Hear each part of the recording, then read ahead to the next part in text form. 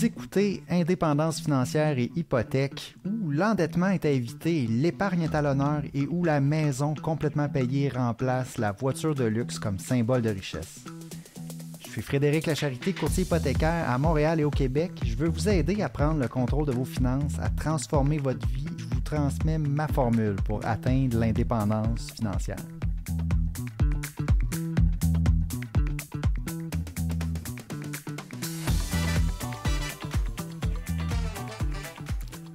Épisode 126, je vous fais une introduction parce qu'aujourd'hui, j'ai une entrevue, j'ai une conversation, en fait, avec Jean-François Raoult. Jean-François, on a déjà fait un épisode ensemble, une conversation justement enregistrée à l'épisode numéro 46. Ça fait plus d'1 an, l'été 2024. Donc, on a refait une autre conversation enregistrée ensemble. On va parler de reprenariat de l'intérieur. Tu sais, Indépendance financière hypothèque, ce n'est pas un podcast sur l'entrepreneuriat. Par contre, moi, ce que j'ai comme expérience dans le passé, c'est justement d'avoir acheté des actions dans l'entreprise où je travaillais, en PME. J'ai travaillé longtemps en PME. En fait, l'entreprise que j'ai travaillé pendant près de 20 ans, c'était une PME.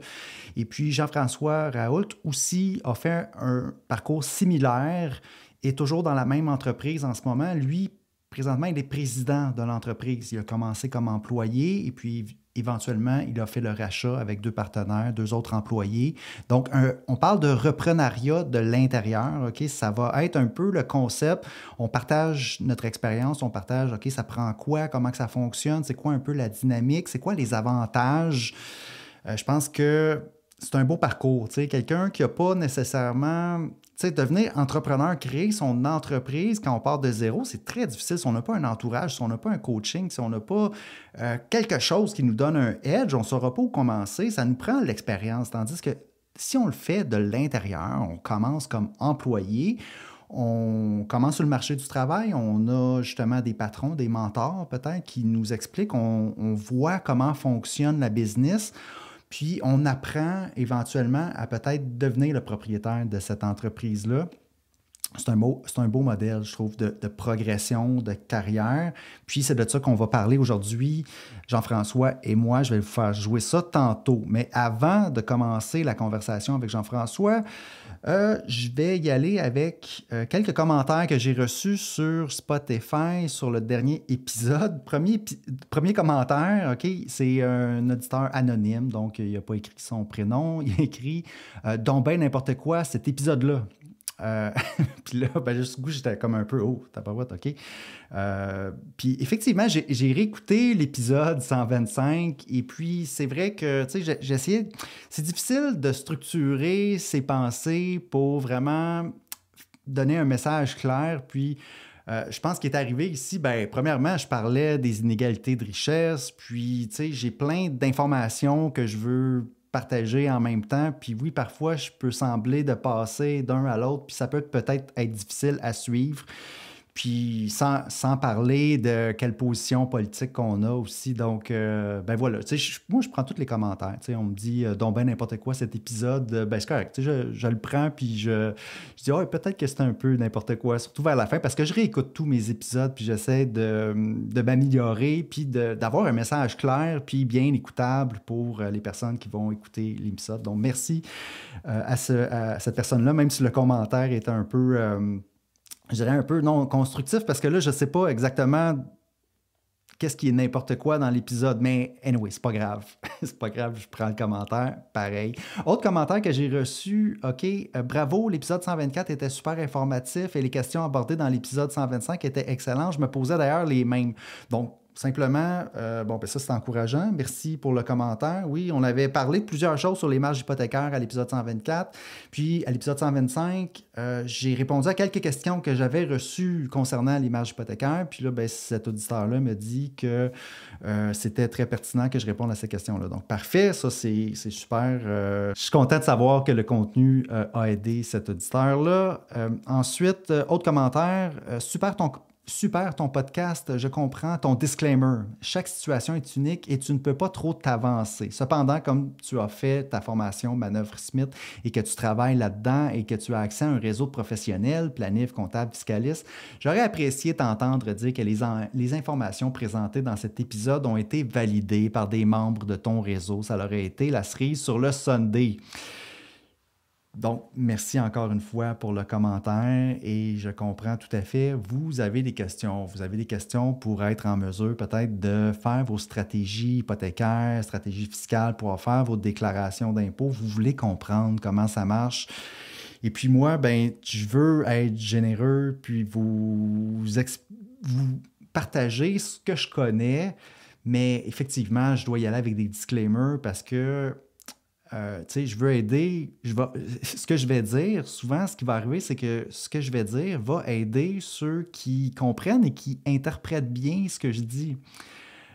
Puis, c'est pas seulement du côté de celui qui interprète, ça va être du côté de moi quand j'explique quelque chose comme ça à tout le monde. J'ai pas de façon de savoir que je l'ai bien expliqué pour que cette personne-là en particulier comprenne. Donc, il faut que je fasse attention parce que oui, je veux aider, mais en même temps, je ne veux pas nuire. La raison pourquoi je donne des disclaimers, pourquoi je dis qu'il faut toujours vérifier, c'est que je ne veux pas nuire à ceux qui seraient bien intentionnés, mais interpréteraient mal l'information que j'ai donnée. OK? Puis, lorsqu'on va parler de ces détails-là, fiscaux, que normalement, on doit faire affaire avec des professionnels pour les investissements, tout ça, bien, en plus, l'AMF vraiment reçoit des plaintes parfois. Puis, évidemment, moi, je ne veux pas recevoir de plainte de quelqu'un qui aurait entendu une information sur le podcast et puis que, bon, vous comprenez, là. Mais je comprends aussi de l'autre côté qu'on aimerait ça avoir plus de certitude, puis on aimerait ça avoir de l'information valide, vérifiée. J'entends le commentaire ici de cet auditeur-là. Et puis, encore une fois, merci pour le commentaire. Je vais faire jouer le reste de l'épisode, OK, qui est ma conversation avec Jean-François Raoult sur le reprenariat de l'intérieur. Bonne fin d'épisode. Bon, ben voilà, on commence l'émission. J'étais avec Jean-François Raoult. On a déjà fait une émission ensemble, l'émission 46, en mois de juin 2024 avec Jean-François. Jean-François, on va parler beaucoup de reprenariat ensemble. On parle de finances personnelles. On est deux personnes qui ont commencé comme justement salariés, puis on a repris l'entreprise, en tout cas on a racheté des parts dans l'entreprise où on travaillait.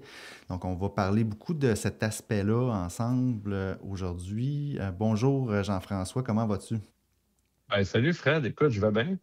Merci de me recevoir une deuxième fois. Là. Je suis content d'être ici, puis let's go. Jean-François, peux-tu nous rappeler brièvement ton parcours? Comment tu es passé justement de salarié à propriétaire président chez HDS Environnement? OK, je vais essayer de faire ça short and sweet. Là. Moi, j'ai étudié à Polytechnique en génie chimique. Et puis, j'ai commencé dans le domaine de la consultation en environnement et en hygiène industrielle. C'est des services professionnels qui sont offerts dans ces domaines-là en 2004. Et puis, je suis resté dans la même compagnie depuis ce temps-là. J'ai fait un MBA en 2015, puis j'ai fait un projet de reprenariat en 2017 pour devenir propriétaire avec 2 autres employés. Puis depuis ce temps-là, on opère HDS Environnement. Ça va faire un petit peu plus de 8 ans maintenant. Puis là, c'était-tu comme l'entreprise comme à ton père ou c'était... Non, du tout, non. Non, c'était une entreprise comme ça, là, mais... OK, fait que tu n'avais pas d'avantage, c'est ça, de famille là, par rapport à ça. C'était pas une entreprise familiale. Donc vraiment... Non, il n'y avait pas d'avantage. Même que j'avais essayé de l'acheter une première fois seul. J'avais fait des négociations avec les patrons, puis ça avait échoué. Fait que, il n'y avait pas d'avantage définitivement. Je suis revenu à la charge une deuxième fois, puis là, ça avait été la bonne. Good. Good. Ben, c'est de ça qu'on veut parler parce que je pense que le reprenariat, c'est une belle option, tu sais, pour que peut-être qui n'est pas souvent envisagé lorsqu'on regarde nos finances personnelles, lorsqu'on regarde nos chemins de carrière. On pense à l'entrepreneuriat, souvent se créer une nouvelle entreprise. Toi, entre créer une nouvelle entreprise puis reprendre l'entreprise où tu travaillais, est-ce que tu as considéré même lancer ta propre firme de rien, mettons, à toi seul? Non, c'était pas vraiment une option. Tu sais, je suis entrepreneur, là, mais je me considère plus comme un repreneur, comme un entrepreneur dans ma famille. Ce sont tous des gens qui sont salariés. Je suis le seul, dans le fond, qui opère une business. Là. Fait que je suis comme un peu un atome libre à ce niveau-là. Donc, je pense pas que j'avais en moi ce qu'il aurait fallu pour partir une business. Mais par exemple, le reprenariat, c'était beaucoup plus proche de mes skills puis de ce que je voulais là. Donc, est-ce que tu considères que c'est plus accessible, dans le fond, reprendre versus créer une nouvelle entreprise? Ben, je pense que à notre époque, ça va devenir de plus en plus accessible, là, étant donné qu'il y a beaucoup de gens qui vont vendre. Tu sais, on l'entend souvent. Moi, j'écoute beaucoup de podcasts de finances personnelles, puis j'entends beaucoup de gens dire qu'il y a énormément d'entreprises sur le marché. Fait que le reprenariat va définitivement devenir de plus en plus intéressant pour les gens. Et puis, ouais. Donc, justement, selon toi, qu'est-ce que ça prend pour justement reprendre une entreprise? Comment qu'on fait pour savoir si on a le potentiel de devenir entrepreneur? Excellente question. Ça, c'est vraiment pas évident. Je pense qu'il faut se faire confiance. Il n'y a pas de, tu sais, il y a pas de recette magique là, où tu vas avoir une garantie que ça va fonctionner puis que tu es capable. Là. Dans mon cas, à moi, j'avais beaucoup de seniors à l'interne qui me donnaient des cues, tu sais, qui me disaient ouais, tu feras un bon patron, tu pourrais reprendre le business. Puis plus j'avançais en expérience, plus j'avais de cues comme ceux-là. Mais pour moi, c'était pas quelque chose qui était instinctif de me lancer en affaires parce que justement, je connaissais personne qui était en affaires. Là. Donc, pour faire le saut, ben, c'est sûr qu'il faut être compétent, ça prend un peu de guts, mais je pense que le plus important, c'est de vraiment bien comprendre ce qu'on va acheter. Faut connaître l'entreprise, puis il faut s'entourer de gens, avoir un mentor également, idéalement, là, qui l'a déjà fait. Donc ça peut aider énormément à augmenter nos succès de réussite, si tu veux. C'est bon. On va revenir sur justement l'importance de comprendre ce qu'on achète. Avant, j'aimerais reculer puis parler un peu, oui, de ce que ça prend pour être entrepreneur ou en tout cas ce que ça prend pour reprendre une entreprise. Il y a un côté chance aussi là-dedans, puis il y a un peu un côté ce qu'on fait dans la vie, ce qu'on a choisi comme étude, puis ce qu'on a décidé de faire comme progression professionnelle. Tu sais, on s'entend si on travaille pour le gouvernement, puis c'est une grosse partie de la population. Peut-être que cette avenue-là va être plus difficile ou en tout cas, ça ne se fera pas en reprenariat dans l'entreprise où on travaille parce que là, on travaille pour le gouvernement. Donc, on s'entend. Ou si la tâche à l'intérieur de la PME, par exemple, si le rôle qu'on a dans l'entreprise où on travaille, c'est pas un rôle, par exemple, qui touche la clientèle ou c'est pas un rôle qui touche nécessairement un aspect où est-ce qu'on peut comprendre l'entreprise. Ça se peut que ça soit juste pas possible. Là. Ça se peut que nos patrons ils ne nous voient pas comme quelqu'un qui va reprendre l'entreprise non plus. Donc, tu sais, il faut être dans une position un petit peu où est-ce on comprend la business. Tu sais, comme toi, je pense que tu es allé faire un MBA aussi, tu étais ingénieur, tu avais un rôle clé dans l'entreprise. Donc ça, je pense que c'est important aussi. Puis des fois, on n'a pas de contrôle nécessairement là-dessus. Donc, il faut un petit peu avoir ces aspects-là, je pense aussi, en partant. Ouais. Non, c'est clair. Il faut que les étoiles soient alignées, il faut que tu sois au bon endroit, il faut que tu aies le bon skill set. Donc, ça prend quand même une recette. Là. Tu sais, tu ne reprends pas n'importe quelle entreprise comme ça. Ça prend l'intérêt aussi, puis l'équipe. Donc, tu as tout à fait raison à ce niveau-là. Là. Il faut être au bon endroit. Il y a aussi une petite partie de chance, mais avec le recul, je me rends compte que il n'y a pas tant de chance que ça. Ça prend vraiment les skills au bon endroit, puis c'est ça. Je pense que quand tu es capable de reprendre une entreprise, d'après moi, tu es capable de le refaire une couple de fois. OK. Donc, revenons donc à l'importance de comprendre l'entreprise.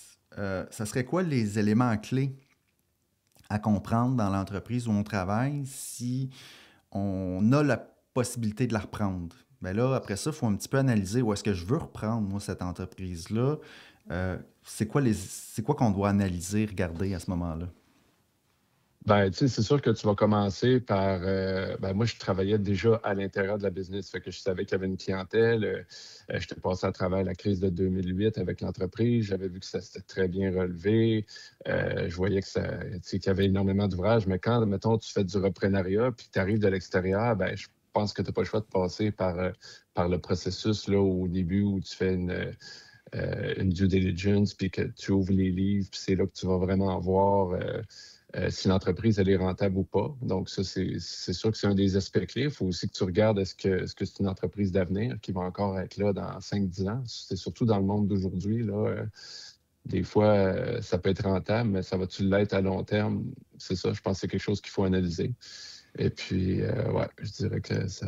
Mais C'est ça. le fait d'être employé dans l'entreprise, on s'entend que euh, ça donne un gros avantage. Parce que moi, je pense que l'idée, tu sais, le cheminement d'employé à reprendre l'entreprise où on travaille, je pense qu'ici, il est très intéressant. Souvent, on ne l'envisage pas assez. Pour les auditeurs, tu sais, ça prend quelqu'un qui veut racheter une entreprise existante, qui ne travaille pas déjà dedans. Ça veut dire que c'est quelqu'un qui a déjà de l'argent. Ça veut dire que c'est quelqu'un qui a déjà de l'expérience, qui est capable, qui aurait l'expertise de faire ça. Mais ce qui est le fun quand tu es employé, c'est que justement, tu as une vision de l'intérieur de l'entreprise, puis peut-être tu as une progression. Tu sais, justement, c'est peut-être un peu plus facile de reprendre l'entreprise. Puis pour aussi le propriétaire, si on a développé une relation de confiance avec notre patron, bien là, on peut faire ça sur plusieurs, tu sais, on peut se faire un plan sur plusieurs années. Ben, tout à fait. Ce dont tu parles, c'est le reprenariat à l'interne. Puis c'est justement ce que j'ai vécu. Puis en effet, là, il y a plusieurs avantages. Là. Il y a la connaissance de l'entreprise qui est presque tu sais, parfaite. Sauf que moi, je connaissais vraiment le volet employé. Tu sais, on ne m'a pas formé en administration, en finance ou tout ce qui est si tu veux, du côté du patronariat, ça a commencé vraiment le jour de la transaction où on était propriétaire. Là. Après un an et quelques de négociations, c'est là que la formation a commencé. Donc, moi, je connaissais le volet employé, je connaissais le volet client, je savais qui était dans l'équipe, je savais qu'on avait une bonne équipe, etc. Mais c'est sûr que ça offre un avantage là, inestimable versus quelqu'un qui arrive de l'externe puis qui ne connaît pas l'entreprise. Ça prend quand même plusieurs années, je dirais. Là. C'est un bon point, ça. Combien d'années que ça prend pour justement reprendre l'entreprise? Ça dépend tout le temps aussi de plein de facteurs, là. C'est quoi Ben l'âge oui. des propriétaires? Puis, mais tu sais, reste que dans ma tête, ça se fait pas du jour au lendemain. Tu n'arrives pas comme la première Non. année, puis tu es nouveau dans l'entreprise. Puis, tu sais, justement, parce qu'il peut Encore peut-être. moins dans une boîte de services professionnels, je te dirais. Ouais. Donc, les éléments clés à analyser avant de signer, est-ce qu'on en a parlé? Est-ce qu'on a dit, j'imagine, ouais, connaître un peu les chiffres, savoir qu'il y a une clientèle stable. Donc, tu sais, toi, avant d'acheter, justement, avant que le projet soit intéressant, vous avez commencé les discussions. Puis là, c'est là, j'imagine, en faisant les discussions avec les propriétaires. Puis en plus, il y avait une volonté des propriétaires de passer le relais, dans le fond. Le flambeau. Oui, Oui, oui, le absolument. flambeau. Puis il y a un avantage pour les propriétaires des PME à vendre leurs actions, l'exonération pour gain en capital pour petite entreprise. J'imagine que c'est ça, tout ça rentre en ligne de compte. Donc, faire le processus main dans la main avec les propriétaires actuels, je pense que c'est clé, là, tu sais, parce que imagine, eux, ils veulent votre bien, ils veulent votre réussite, puis vous, ben c'est ça, vous voulez que ça marche. Donc, c'est rassurant, ça aussi, de le faire comme ça versus une vente qui se fait entre deux étrangers, que là, tu ne sais pas si vraiment tu rachètes quelque chose, puis, tu sais, ça prend des garanties, comme de quoi que l'argent que tu as investi, les revenus vont revenir, là, dans les prochaines années.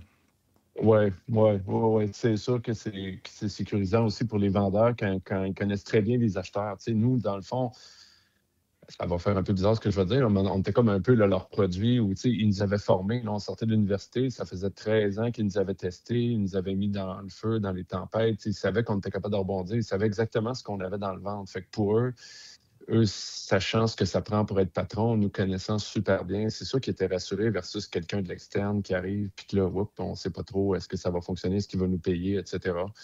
Puis, mais pour revenir à ta question sur peut-être là, les aspects à regarder, c'est un processus qui est très long. Faire le reprenariat, nous autres, ça a pris un an à peu près à partir du moment où on a ouvert les démarches, puis on a fini par par acheter, là, mais c'est tout simplement de faire le due diligence, de regarder les chiffres, de regarder s'il y a des poursuites, de regarder les salaires des gens, puis de tout simplement comme faire bien comprendre les états financiers, d'où vient l'argent, qui sont les gros clients, c'est quoi les risques, les forces de l'entreprise. Puis une fois que tu as établi ça, ben tu es comme en mesure d'aller de l'avant avec la structure du deal, là, la rédaction du contrat, l'officiellement du financement. Tu sais, nous autres, en tout cas, je vais dire ça, s'il y en a qui veulent faire du reprenariat, là, achetez jamais des actions de compagnie avec votre argent personnel. Là. Créez-vous une compagnie de gestion puis ensuite acheter via la compagnie de gestion, là, parce que nous, on était rendu à la fin du processus, puis justement, on n'avait jamais pensé à ça, puis c'est justement le comptable avec qui on s'est entouré qui nous a dit hey, les gars, vous êtes en train de faire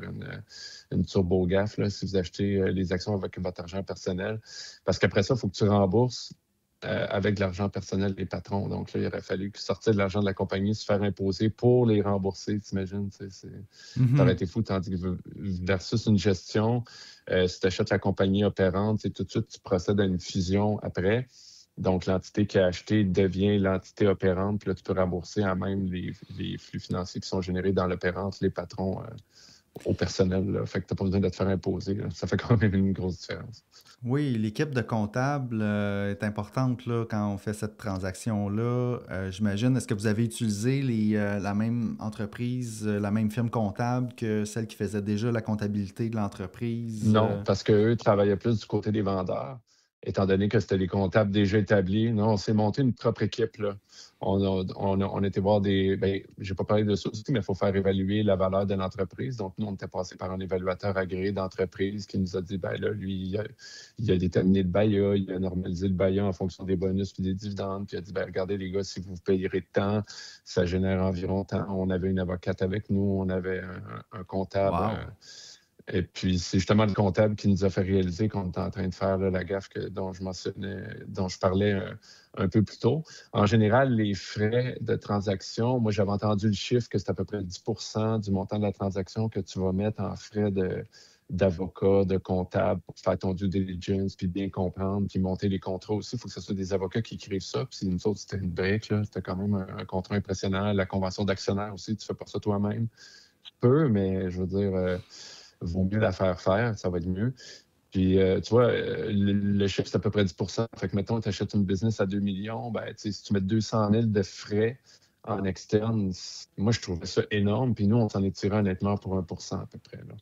Fait qu'il y a moyen de faire moins cher. Ben, c'est un des avantages quand tu connais bien la compagnie aussi. Dans le sens où tout va plus vite. Tu sais, on va me faire la liste des employés puis des salaires. J'avais déjà à peu près une idée. Fait qu'il y avait plein de choses qui allaient plus vite. Fait que c'est peut-être un avantage du reprenariat à l'interne qu'on n'entend pas parler. Les coûts d'acquisition de la compagnie sont, en tout cas dans notre cas, ont été extrêmement bas, puis sont probablement de façon générale beaucoup plus bas quand tu es à l'interne déjà. C'est un bon point. Puis nous, on a utilisé les comptables de l'entreprise. Donc, c'est vraiment le propriétaire, nous, qui a tout structuré, qui a tout mis en place. Je te dirais que les employés n'avaient quasiment rien à faire. On a pensé justement à les consulter à l'extérieur. Puis, mais tu sais, on avait tellement une relation de long terme avec le propriétaire. Ce que je me rends compte avec du recul, c'est que, tu sais, dans le fond, le propriétaire d'une entreprise, lui, il veut le succès, tu sais, ce qu'il a réussi à bâtir. Puis justement, les employés qu'il a depuis longtemps, qui a aidé à faire grandir dans les 10 dernières années, il voulait que ça fonctionne, là, puis c'est ça qui s'est passé en bout de ligne. Fait que, vous, je vois que vous avez fait vraiment encore plus de travail. Dans le fond, le groupe d'acquisition, vous êtes allé comme à l'extérieur, faites des évaluations, tout ça. Nous, ça s'est vraiment tout fait par le propriétaire. Donc, il y a différentes façons, mais c'est l'avantage, justement, d'aller réduire les frais d'acquisition de cette façon-là quand ça se fait de l'interne, puis avec un bon niveau de confiance. On va épargner là, de ce côté-là. Oui, bien, est-ce que ça se peut que dans ton cas, c'était comme une intégration d'employés à l'actionnariat, mais le patron est resté patron pendant un temps? Oui, exactement. Ouais, donc c'est probablement ça qui explique le fait que ça s'est passé avec c'est vrai, ça, c'est un bon point. des gens, tu sais, des fournisseurs à l'interne, le comptable, le business, tout ça, parce que nous, c'était vraiment un changement total d'actionnariat. C'était comme un switch. C'est vrai, c'est une vente complète, oui. d'une C'est seule... une banque complète. Ouais, ouais, Il ouais. y avait 100% des actions qui changeaient de main. Donc, ça prenait quand même peut-être des gens de l'externe pour regarder ça. En tout cas, nous, Ah oui, c'est un bon point. on désirait ça. Puis même, je pense que les vendeurs voulaient ça aussi. C'était comme, non, non, vous prenez votre équipe, là. On veut que vous fassiez vos devoirs par vous-même. Puis, on voulait Hmm. aussi faire ça, là. Donc, c'était... Ouais. OK. Super intéressant. Est-ce que ça prend une mise de fonds pour reprendre l'entreprise dans laquelle on travaille? Je pense que tu n'auras comme pas vraiment le choix, là. Si tu veux... Euh, le moindrement, parce que quand tu veux racheter une entreprise, évidemment, il y a plusieurs structures de financement qui existent, il y a plusieurs façons de racheter une entreprise. Tu sais. Je donne des exemples bien simples, peut-être pas super réalistes, là, mais mettons, tu as eu un méga héritage, puis là, tu payes cash, paf. Tu peux aller te financer à la banque, tu peux aller te financer avec différents partenaires, tu sais, des banques, avec Investissement Québec, avec la BDC. Tu peux prendre de ton argent personnel. Puis je pense qu'à quelque part, tu n'auras pas le choix de passer, de façon générale, là, je ne veux pas faire, tu sais, que c'est vrai mur à mur, mais tu n'auras pas le choix d'avoir un certain patrimoine personnel, là. Premièrement, si tu veux passer par une banque. C'est sûr, tu peux te faire financer à 100% par les vendeurs, mais même si tu es un bon employé, même si tu es quelqu'un de confiance, parce que moi, tu sais, tranquillement, ça fait 8 ans que je roule la business, puis je commence déjà à penser, si tu veux, à la fin du parcours, où c'est moi qui vais être un jour le vendeur, là. Même si tu as des bons employés, je voudrais que moi, que les gens qui m'achètent un minimum de patrimoine, là, parce que pour différentes raisons, là, ça peut être pour des raisons de stabilité financière de l'entreprise. Si jamais ça ne va pas bien, ben, c'est des gens qui peuvent un peu se serrer la ceinture parce qu'ils ont accès à des liquidités ailleurs. Mais surtout, la raison principale pour moi, c'est que ça démontre que ces gens-là ont certaines qualités de gestion financière, tu sais, qui sont rassurantes pour un vendeur, puis pour une institution financière aussi, là. C'est que ça démontre que tu as déjà accumulé de l'argent, tu sais, tu t'es déjà serré la ceinture, tu es capable de gérer tu es capable de gérer un patrimoine. Je veux dire, tu as quand même beaucoup de skills qui sont transposables pour gérer une business au niveau financier, je parle, là, juste de l'aspect financier. Oui. Ben, c'est pas super compliqué dans le fond. Quelqu'un qui arrive, qui met son propre argent dans un projet, tu sais que du jour au lendemain, il va pas juste s'en aller. Tu sais, il va pas Ouais, juste. il va y avoir du Il skin va... in the game. C'est ça, il va pas juste s'en aller. Il a mis son propre argent dans le projet. Donc, je pense que c'est la base. Pour moi, ça prenait, en tout cas, dans nos transactions, il y a toujours eu de l'argent qui était apporté justement de nos poches. Puis je pense que c'était le cas aussi de votre côté. Mais de votre côté, c'était encore. En fait, vous preniez quasiment tout le risque, là, où il y avait une partie, mais il y a souvent une partie, comme nous, il y a une partie qui provient justement du financement des propriétaires. C'est-à-dire qu'ils sont les futurs profits vont payer pour leur achat, si on veut. Les profits dans les prochaines années payent pour une partie des actions qu'on acquiert. Ouais, Mais tout à fait. évidemment, ça prend une mise de fonds. Oui, c'est important. Tu sais, c'est sûr que le scénario de rêve, ça serait d'acheter sans avoir à mettre une scène, puis tu n'as presque pas d'avoir personnel. Ben, je dis le scénario de rêve. C'est pas un scénario de C'est rêve, pas mais un mettons que scénario ça de ne rêve, non. fonctionne pas. Non, c'est pas un scénario de rêve, mais mettons que ça ne fonctionne pas, tu perds pas nécessairement grand-chose. Tu sais. C'est souvent le cas de gens qui vont partir des business en début de carrière, par exemple. Là. Tu sais, ils n'auront pas, presque pas de capital, puis si ça ne fonctionne pas, ben, ils repartent à zéro, ils essaient autre chose. En reprenariat, en général, ben, étant donné que tu ne pars pas de zéro, ben, il va y avoir des sous qui vont devoir être transigés d'un actionnaire à l'autre, puis ça va prendre un patrimoine là, pour se financer. Là. OK. On peut parler justement finances personnelles. Tu dis que les finances d'une entreprise, c'est plus complexe que les finances personnelles. Pourquoi que c'est important d'avoir justement ces finances personnelles solides avant d'acheter une entreprise? Ben, un peu comme je disais tantôt, pour avoir développé des compétences en gestion financière, là, les finances d'une entreprise, c'est comme des finances personnelles, mais en beaucoup plus compliqué. Là. Je veux dire, le nombre de transactions qui passent dans le compte de banque, c'est incroyable. Faire tes conciliations, tes impôts, tes taxes, tu sais, c'est rien de sorcier. Il ne faut pas penser que c'est infaisable. Là. En fait, c'est vraiment simple quand tu l'as fait plusieurs années, mais c'est pas mal plus compliqué que faire une gestion de finances personnelles où tu as ton budget, puis tu places dans tes CD, tes REER, etc. C'est plus compliqué. Donc, plus tu as de compétences à ce niveau-là, plus la transition va être comme simple. Là. Excellent. Est-ce qu'on a d'autres choses à dire là, sur le reprenariat? Les défis, faut savoir que lorsqu'on va reprendre l'entreprise, on devient entrepreneur, c'est plus du 9 à 5. Là. Je veux dire, il y a du chaos. Là. Ah oui, c'est un changement de style de vie. Il y a des pour et contre en reprenariat. Là, si tu veux, écoute, on peut en parler un peu, parce que je pense que c'est quand même important là, que les gens entendent ça. On est beaucoup dans le deal, puis la structure, puis si tu veux, là, l'avant et le pendant de la transaction. Là. Mais l'après, c'est vrai que c'est un changement de mode de vie.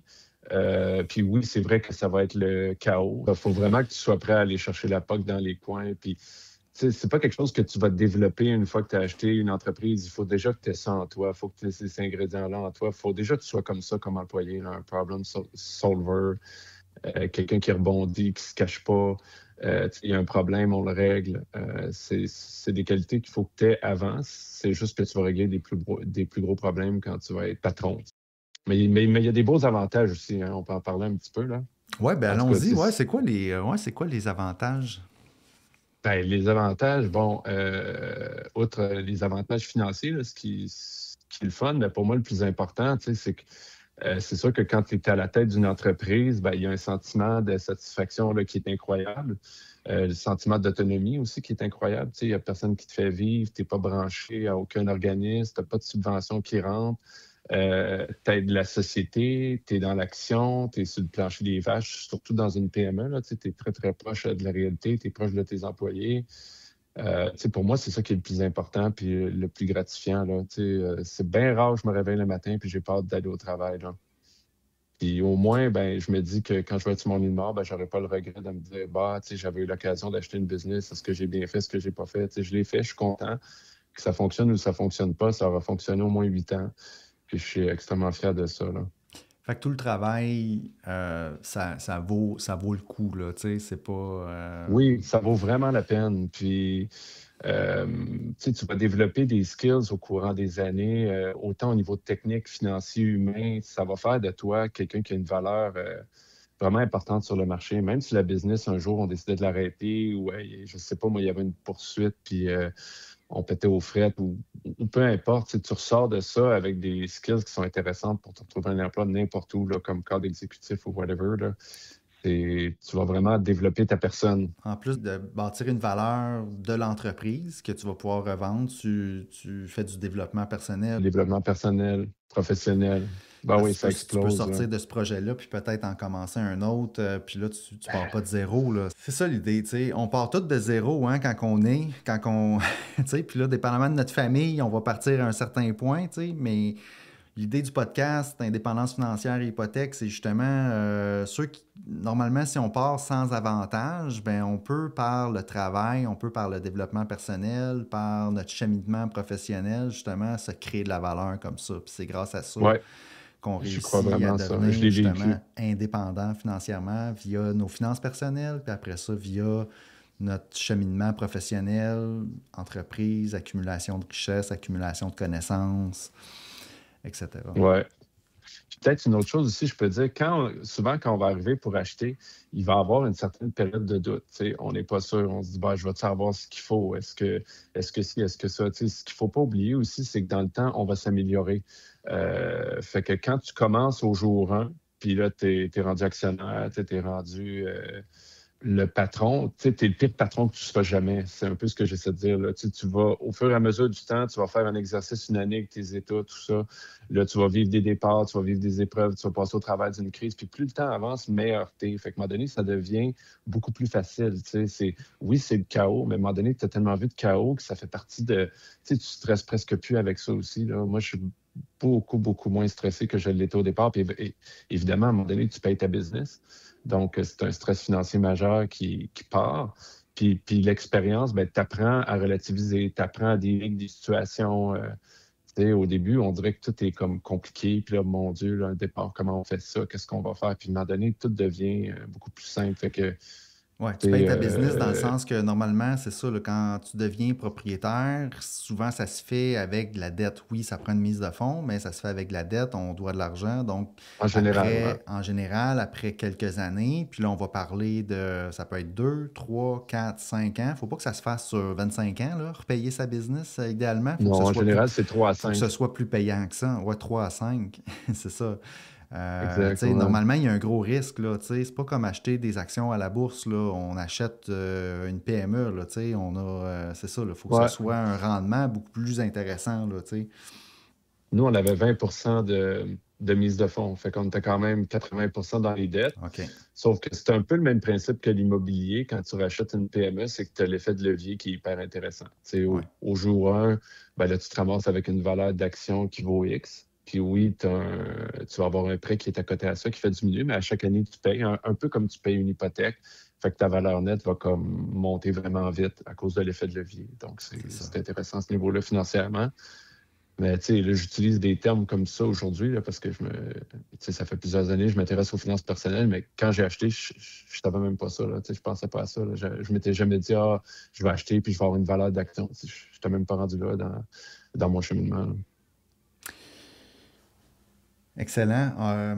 Veux-tu qu'on termine? Parce que là, quand on s'était parlé la dernière fois, on avait parlé d'un livre qu'on a lu tous les deux, L'homme le plus riche de Babylone. Ben oui. Que j'ai bien aimé. Je pense que toi aussi, tu as bien aimé ce livre-là. Ouais, moi, j'ai trouvé ça magique. Là. Honnêtement, je l'ai écouté en livre audio. Ouais. Donc, c'est vraiment pas long. Là. C'est 5 heures. Donc, moi, je me mettais ça en prenant une marche à gauche, à droite ou dans la voiture. Là.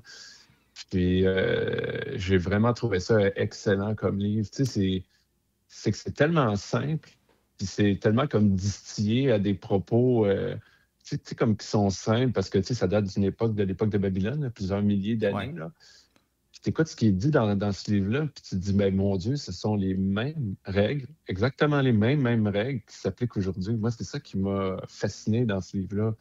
Exactement. C'est que l'auteur du livre, ça a été écrit, je pense, dans les années 90 ou 2000, mais le livre se passe comme un peu dans l'ancien temps, dans l'époque de Babylone. Puis l'idée du livre, c'est un livre de finances personnelles, là, dans le fond, qui raconte des mini-histoires, des principes intemporels, si on revient aux bases, qui étaient vrais avant, il y a 3000 ans, dans le fond, est encore vrai aujourd'hui. Fait que là, ce qu'on peut faire, là, on va partir avec les 5 lois de l'or. Je vais les dire une par une, puis je vais te laisser peut-être voir comment que tu vois que ça se transpose en règle aujourd'hui. OK? On va faire les 5 lois de l'or. Je vais commencer par la première règle. L'or vient facilement en quantité croissante à l'homme qui met de côté au moins 1/10 de ses gains pour assurer son avenir et celui de sa famille. Donc toi, Jean-François, est-ce que tu as mis 1/10 de tes gains pour assurer l'avenir de toi et ta famille dans ta vie en général? Est-ce que tu as suivi ce principe-là? Ben, pas à chaque année, puis surtout pas quand j'étais jeune, mais maintenant, oui. Et puis, ben ça, écoute, c'est une des règles qu'on entend le plus souvent dès qu'on s'intéresse un minimum aux finances personnelles. Là, soit qu'on va sur Facebook, on écoute des podcasts, on entend partout, place 15 place 20 de ton revenu brut. Puis pour moi, cette loi-là de placer 1/10 pour assurer son avenir, ben, c'est comme directement ça. Là. C'est placer de l'argent soit à la bourse ou dans de l'immobilier. Là. Mais en fait, ce que ça dit, c'est de ne pas tout dépenser, ce qu'on gagne. Puis Exact. c'est intemporel, comme tu le disais. Là. Ben oui, paye-toi en premier. Souvent, on entend ça souvent. Investis C'est-à-dire, en toi. ce dixième-là, garde-le pour toi avant de dépenser quoi que ce soit. Enlève-le, tu sais. Puis, ça te revient, c'est ton patrimoine, tu le mets de côté, puis ça va faire des petits par après. OK. Deuxième loi Ouais. de l'or. L'or travaille fidèlement et avec profit pour le sage propriétaire qui lui trouve un emploi rentable. Qu'est-ce que ça veut dire, ça, trouver un emploi rentable pour son or? Ben, pour moi, c'est la différence entre l'épargne et l'investissement. Ouais. La règle 1, de mettre de côté, mettons 10 ben, ça, c'est de l'épargne. Donc, c'est la première étape. On met de l'argent de côté.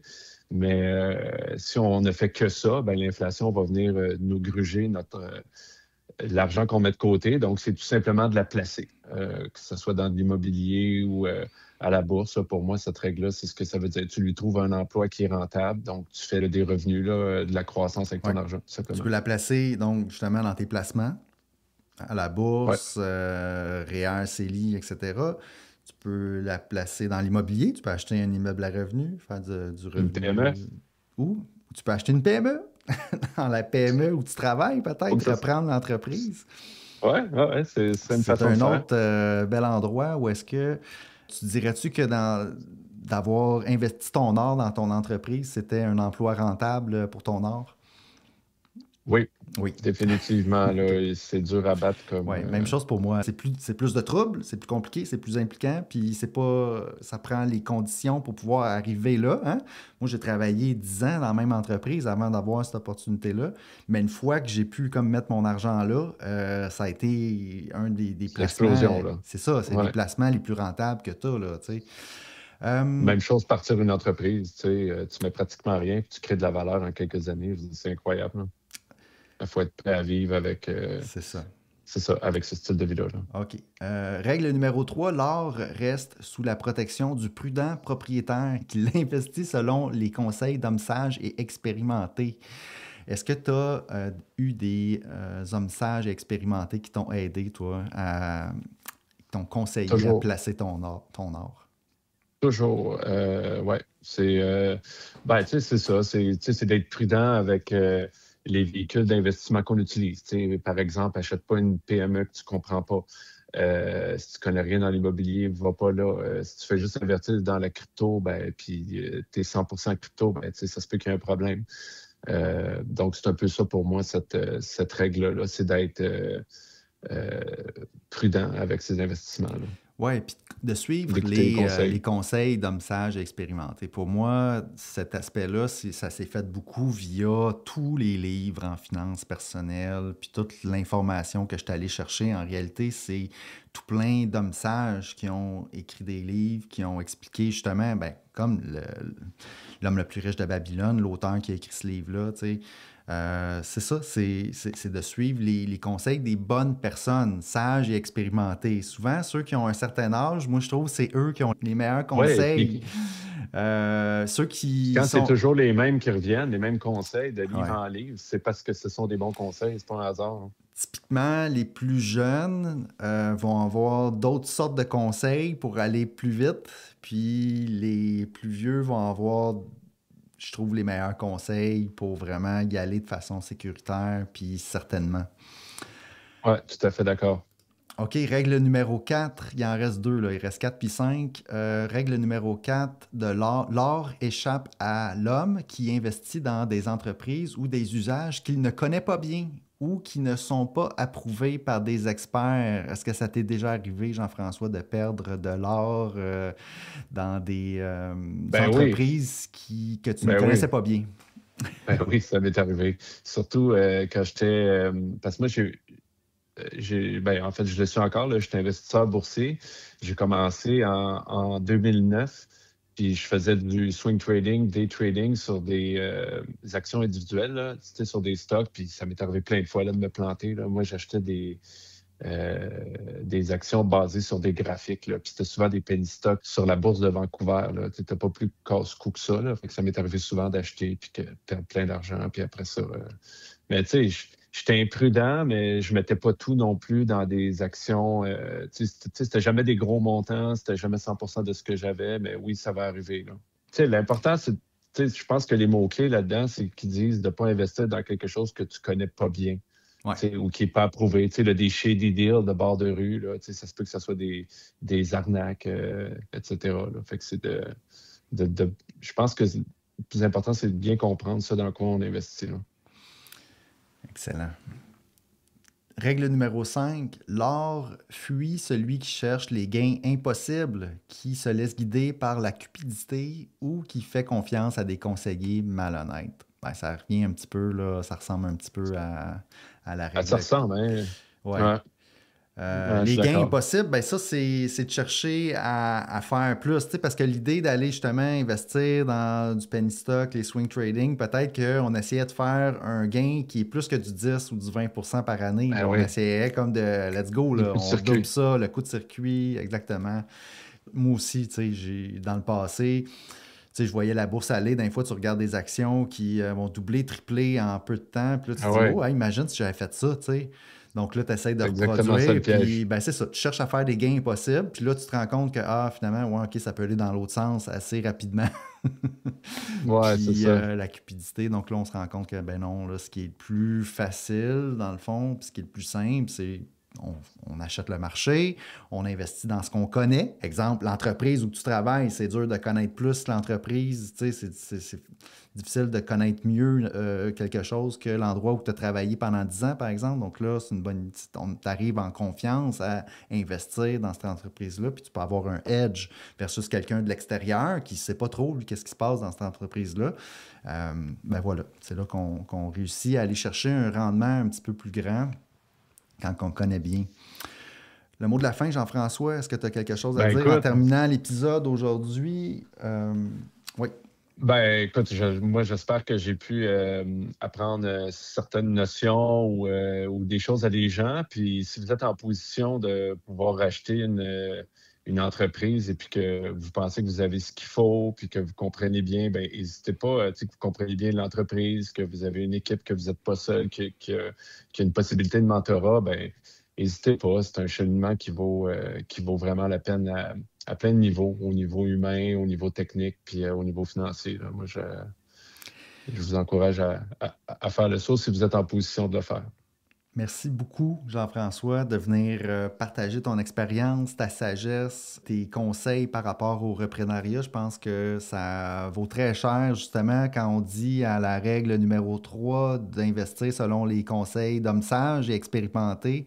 Je pense qu'on est à ce niveau-là là, dans le contenu qu'on a réussi à faire aujourd'hui. On va pouvoir terminer l'émission là-dessus. Tu peux revenir n'importe quand sur l'émission si tu as des choses à dire par rapport aux finances personnelles, au reprenariat.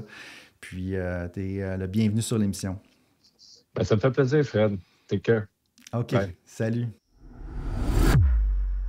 Si vous avez apprécié l'émission, je vous invite à me laisser des étoiles, un rating ou un commentaire dans Spotify ou Apple Podcast.